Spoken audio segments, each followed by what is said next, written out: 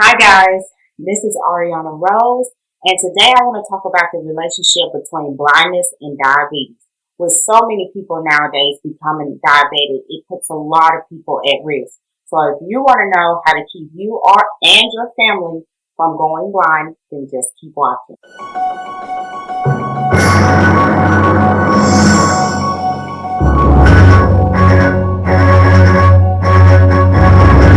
Diabetes causes inflammation. Inflammation is not bad until it persists for a long period of time. Leukocytes, which are just cells in your blood, they can damage the tissue when they stick to the walls of your eye vessels. This is known as diabetic retinopathy, and this is how people go blind due to diabetes. So as always, I want to show proof, and here is the first picture. This picture shows how many leukocytes stick to blood vessels. You can see the control, which did not receive an endotoxin, and the endotoxin is just something that was given in order to get the immune system going. At the 2-hour mark after the endotoxin was given, the number of leukocytes starts to increase, and at 4 hours, the changes were significant. Now, this next picture shows an actual eye vessel, and at 4 hours after the endotoxin, here are all the leukocytes bound to the vessel wall. Now, imagine if how your eye would look if you have been dealing with diabetes for, let's just say, 10 years. So how are these leukocytes sticking? They're called adhesion molecules, ICAM1. So, for example, you have your blood vessel with leukocytes flowing through your blood. Then you have ICAM1 sitting along the wall of that vessel. And ICAM1, he grabs the leukocyte and pulls him down and binds him to the wall of your vessel.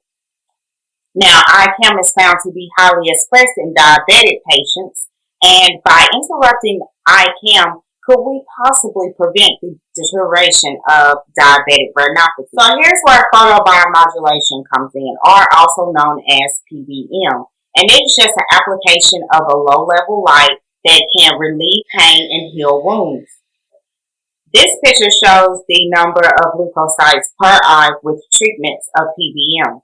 First bar is a non-diabetic, second bar is the diabetic, and the third bar is D plus the photobiomodulation treatment, D plus PBM. Looking at the second and third bar, you can see that PBM treatments do decrease the number of leukocytes per eye, which is a good thing. Now, so this is important. We are still looking at the first 3 bars. The first bar is the non-diabetic, the second bar is the diabetic, and the third bar is diabetic plus PBM. This shows ICAM1 expression, and non-diabetic is sitting at about 100, and the diabetic, which is the second bar, have over 200 ICAMs that are actively pulling leukocytes to the wall. But once you get the PBM treatment, as shown in the third bar, the expression of ICAM is lower. It's that close to non-diabetic, which is the first bar. So in conclusion, PBM is basically creating a protection barrier for your eye. It is lowering ICAM expression and the number of leukocytes per eye.